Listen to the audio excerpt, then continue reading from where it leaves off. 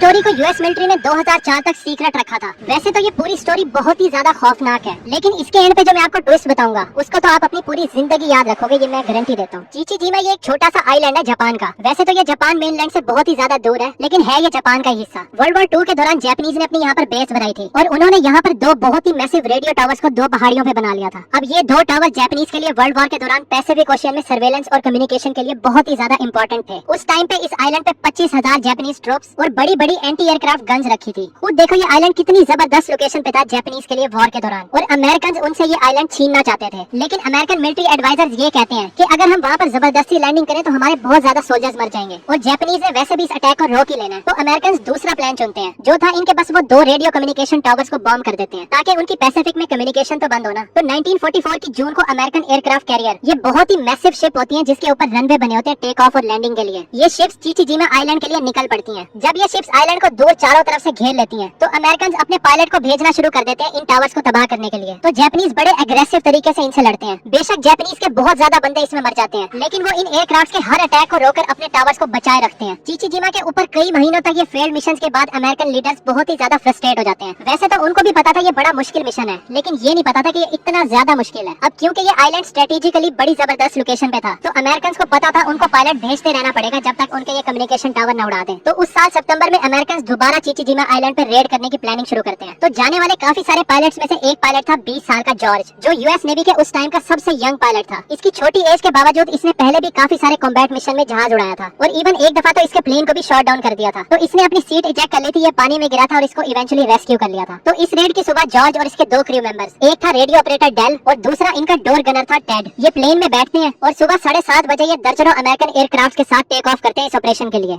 George फौरन ही 8,000 feet की height पर चला जाता है, क्योंकि इतनी हाइट पर ये लोग एंटी एयरक्राफ्ट गन की रेंज से बाहर होते हैं। ये मिशन ऐसा था कि सब पायलट पहले आइलैंड के ऊपर पहुंचेंगे और फिर 8,000 फीट की हाइट से डाइव करके मैनुअली बॉम्ब गिराएंगे और वापस 8,000 फीट की हाइट पर जाकर वहाँ से निकल जाएंगे। जॉर्ज ने पहले भी इस तरह के मिशन किए थे और वो पहला बंदा था जिसने सबसे पहले इस आइलैंड पे डाइव करनी थी। जैसे ही वो इस आइलैंड पे डाइव करता है, पूरे आइलैंड पे एंटी एयरक्राफ्ट गन फायर होना शुरू हो जाती है। गोलियों के राउंड हर तरफ उड़ रहे थे। जॉर्ज नोटिस करता है कि उसके प्लेन की एक साइड पे हिट हुई है, लेकिन प्लेन स्टेबल था, तो वो डिसाइड करता है कि वो अभी भी नीचे ही जाता रहेगा उनकी तरफ और मिशन कंप्लीट करेगा। जॉर्ज टेड और डेल को चीख कर बोलता है पकड़े रहना। जैसे ही जॉर्ज 3,000 फीट की हाइट पर आता है, वो दो 500 पाउंड के बम रिलीज कर देता है और वो सीधा रेडियो टावर पर ही जाकर फटते हैं। इस पॉइंट पर जॉर्ज का प्लेन पूरा फायर से कवर हो जाता है। वो टेड और डेल को चीख कर बोलता है अभी रुको, और लिवर को जोर से ऊपर खींचता है और अपने आप को टावर से टर्न करके किसी तरह पानी की डायरेक्शन में कर देता है। वो अपने प्लेन को इस आइलैंड से थोड़ा दूर तो कर लेता है, लेकिन फिर वो नोट करता है उसका प्लेन नीचे की तरफ जाना शुरू हो गया। जैसे पिछले मिशन में जॉर्ज को एक बार पहले भी शॉट डाउन किया था, तो उसने इससे ये सीखा था कि अपने एनिमी से जितना दूर हो सके जाओ और फिर अपनी सीट इजेक्ट करो, क्योंकि अगर जल्दी प्लेन से इजेक्ट कर दिया और पानी में गिरे एनिमी के बिल्कुल साथ ही, तो वो तो पकड़ लेंगे। तो जॉर्ज उस लिवर को ऊपर की तरफ खींचे रखता है, प्लेन आहिस्ता आहिस्ता नीचे होता रहता है। टेड और डेल उसको चीखते रहते हैं कि हमें बाहर निकलना पड़ेगा। उस टाइम जो दूसरे अमेरिकन प्लेन थे जो डैमेज हो गए थे, उनके क्रू भी सीट इजेक्ट करके बाहर निकल रहे थे, लेकिन जॉर्ज उनको बोलता नहीं अभी रुको, और वो आगे जाता रहता है। उस पॉइंट तक के प्लेन पानी के इतना करीब हो गया था कि अब बहुत देर हो गई थी, और अब वो ऑर्डर देता है प्लेन से बाहर निकलो। जॉर्ज प्लेन के कंट्रोल्स को छोड़ता है, दरवाजे से छलांग लगाता है। निकलते हुए उसका सर प्लेन के पिछले हिस्से पे लगता है, लेकिन उसका पैराशूट पानी से टकराने से पहले ही खुल जाता है। वो पानी में गिरता है और जॉर्ज की जान बच जाती है।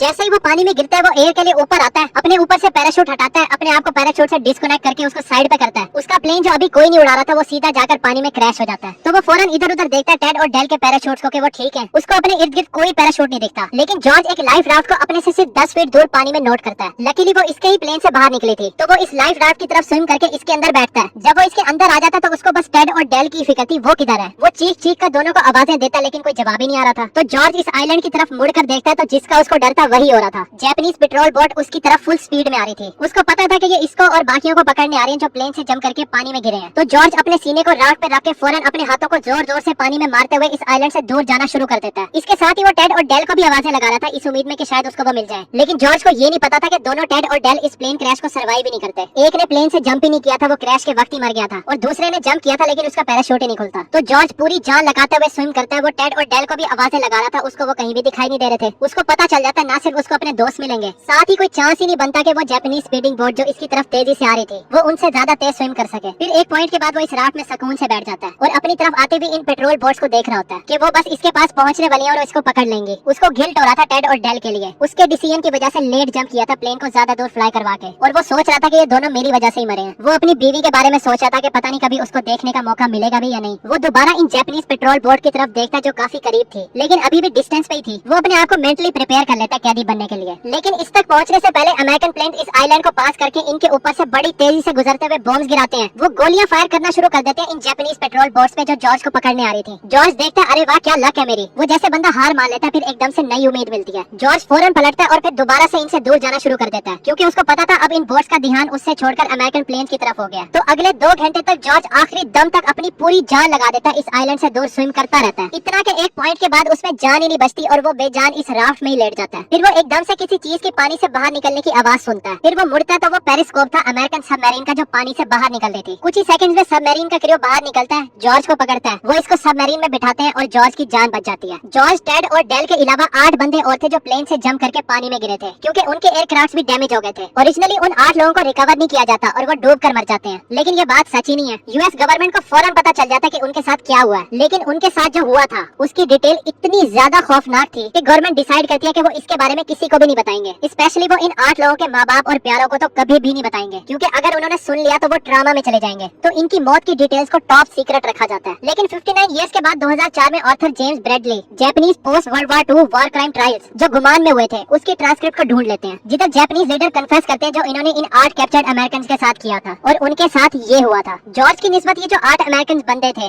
जैसे ये पानी के करीब आते हैं तो फौरन प्लेन से जंप कर देते हैं जिसकी वजह से वो पानी में इस आइलैंड के बहुत ही करीब थे। इससे पहले अमेरिकन एयरक्राफ्ट आते हैं और इनको बचाते जैसे जॉर्ज को बचाया था। इन सब बंदों को जापानीज पकड़कर आइलैंड पे ले जाते हैं। अब ये देखो कि पिछले कई महीनों से अमेरिकन एयरक्राफ्ट जापानीज सोल्जर पे लगातार बम गिरा रहे थे जिसके रिजल्ट में इनके बहुत ज्यादा बंदे मर गए थे। तो ये सोल्जर्स नफरत करते थे अमेरिकन से और वो इनसे अपना बदला लेना चाहते थे। फिर एकदम से आपके पास 8 अमेरिकन प्रिजनर आ जाए इस आइलैंड पे जिनको बचाने वाला कोई भी नहीं है। तो आपके ख्याल में क्या हुआ होगा उनके साथ? जापानीज डिसाइड करते हैं कि वो इन 8 बंदों से अपना बदला लेंगे। बंदी बनाने के 24 घंटे बाद इन सब बंदों को इस आइलैंड के एक कोने पे रखते हैं। फिर इनमें से एक बंदा मार्क मर्चेंट जो 19 साल का था लॉन्ग बीच कैलिफोर्निया से, उसको जापानीज लीडर पकड़ता है और अपने कैंप के दरमियान दरख्त से बांध देता है। ये कमांडर अपने बाकी सोल्जर्स को बोलता है कि वो मार्क को पीटे लाते मारे। तो सारे दिन सोल्जर्स आते रहते हैं, वो इसकी दुर्गत बनाते हैं और वो दरख्त के साथ बंधा हुआ कुछ कर भी नहीं सकता था। बाकी 7 प्रिजनर्स को वो जानकर जबरदस्ती दिखा रहे थे क्योंकि वो भी बेबस थे। फिर उसी रात वही सेम कमांडर वापस आता है, उसकी रस्सी खोलता है, बाकी प्रिजनर्स को बोलता है हिलना मत और फिर वो और कुछ जापानीज सोल्जर मार्क को पकड़कर जंगल की तरफ ले जाते हैं एक ताजी खोदी हुई कब्र के पास। इस कब्र के साथ मार्क देखता है एक जापानीज सोल्जर तलवार लेकर खड़ा है। तो वो मार्क को बोलता है कब्र के कोने पे जाकर घुटनों पे बैठ जाओ और फिर उसको आखिरी सिगरेट पिलाते हैं। मार्क बड़े सुकून से सिगरेट पीता है। फिर तलवार वाला बंदा उसकी आंखों पर पट्टी बांधता है और वो उसको बोलता है तुम अपनी गर्दन को आगे बढ़ाओ। जैसे ही मार्क ये करता है उसका सर अलग कर देते हैं। फिर वो इसको इस कब्र में दफना देते हैं। उस रात इनमें से एक हाई रैंक जापानीज जनरल जिसका नाम था योशियो टाचिबाना, ये शराबी था और प्रिजनर्स पे बड़े खौफनाक जुल्म करने की वजह से मशहूर था। वो शराब पीकर मजे में बैठा था। तो वो डिसाइड करता है कि उसके सोल्जर्स को प्रूव करना पड़ेगा कि उनके पास लड़ने का जज्बा है। इसको प्रूव करने के लिए बस एक ही तरीका है कि वो इंसान का गोश्त खाए। टाचिबाना ऑर्डर देता है मार्क को कब्र से बाहर निकालो और फिर टाचिबाना अपने सर्जन्स को उधर भेजता है कि वो मार्क की थाई को रिमूव करें। सर्जन्स जाते हैं सर्जिकली उसकी थाई को रिमूव करके कुक के पास भेज देते हैं। फिर कुक्स मार्क की थाई का खाना बनाते हैं और उसको टाचिबाना उसके हाई रैंकिंग ऑफिसर्स और कुछ सोल्जर्स को सर्व करते हैं। उन सबको मार्क की थाई सोया सॉस और साके के साथ इतनी मजे की लगती है कि टाचिबाना फिर से ऑर्डर देता है कि वो मार्क से और गोश्त काट कर लाएं और वो यही करते हैं। मार्क के मरने और खाने के 1 महीने के अंदर ही टाचिबाना डिसाइड करता है कि उसको और इंसान का गोश्त खाना है और उसके सोल्जर्स को भी खाना चाहिए क्योंकि वो और कुछ ऑफिसर सुपरस्टिशियस थे कि ये इनको स्ट्रॉन्ग करेगा और इनकी हेल्थ के लिए भी फायदेमंद है। तो वो फैसला करते हैं कि वो और अमेरिकन प्रिजनर्स को मारकर खाएंगे। तो वो बाकी 7 अमेरिकन प्रिजनर को राइफल रेंज में लेकर जाते हैं। एक जापानीज सोल्जर इनमें से 25 साल के फ्लॉयड हॉल को पकड़ता है, उसको ग्रुप से अलग करके लकड़ी के स्टेक के साथ बांध देते हैं। तो टाचिबाना अपने सोल्जर्स को ऑर्डर देते हैं अपने बेनेट्स को फ्लाइट के अंदर खुबाओ। तो एक एक करके सोल्जर जाते हैं, उसके सीने पे उसके पेट पे अपने बेनेट्स खुबाते हैं कि वो मर ही जाता है। जब वो मरता है तो टाचिबाना अपने साथ सर्जन भी लाया था इसी मकसद के लिए। वो इनको ऑर्डर देता है कि फ्लॉयड के लिवर और गल ब्लैडर को इन 6 अमेरिकन प्रिजनर के सामने रिमूव करो। ये प्रिजनर्स अपने सामने ये होता देख रहे थे। फिर जब वो उसका लिवर और गल ब्लैडर रिमूव करके सेलोफोम पेपर में रखते हैं तो सर्जन साइड पर हो जाते हैं क्योंकि उनको पता था ये आज के दिन की आखिरी एग्जीक्यूशन नहीं है, एक और होनी है। तो बचे हुए बाकी 6 प्रिजनर इधर उधर देखते हैं कि आगे क्या होगा। तो कमांडर आगे बढ़कर एक और प्रिजनर को पकड़ता है। ये 22 साल का अल व्योगन था जो टेक्सास से था। इसको पकड़ते हैं। वो सोचता है मेरा अंजाम ऐसा नहीं होगा जो फ्लॉयड के साथ हुआ कि उसको बांधकर ऐसे मारा है। तो वो फौरन ही एग्रेसिव हो जाता है। वो बस तकलीफ के बगैर जल्दी मरना चाहता था। वो अपनी गर्दन को एक्सटेंड करके इशारा करता है कि मेरी गर्दन उड़ाओ। जापानीज कोशिश करते हैं उसको वुडन स्टैम्प पे बांधने की लेकिन वो काबू में नहीं आता क्योंकि वो बहुत ज्यादा रेजिस्ट कर रहा था और बार बार अपनी गर्दन को एक्सटेंड कर रहा था। तो फाइनली जापानीज सोल्जर उसको पकड़कर जमीन से लगाते हैं और उसकी गर्दन उड़ा देते हैं। फिर दोबारा से सर्जन आते हैं और बाकी 5 बचे हुए अमेरिकन बंदों के सामने अर्ल का भी लिवर और गल ब्लैडर रिमूव करते हैं। उसको भी सेलोफोम पेपर में रैप करके वो कुक के पास भेज देते हैं बनाने के लिए। फिर उस रात सारे हाई रैंकिंग ऑफिसर्स अर्ल और फ्लॉयड के गोश्त की दावत उड़ाते हैं। अर्ल और फ्लॉयड के मरने के बाद बाकी अमेरिकन प्रिजनर्स को भी इसी तरह एक एक करके मारते हैं उनके साथियों के सामने। इन 5 में से 2 और बंदों को भी मारकर खाया जाता है लेकिन बदकिस्मती से इन 2 में से भी एक बंदे को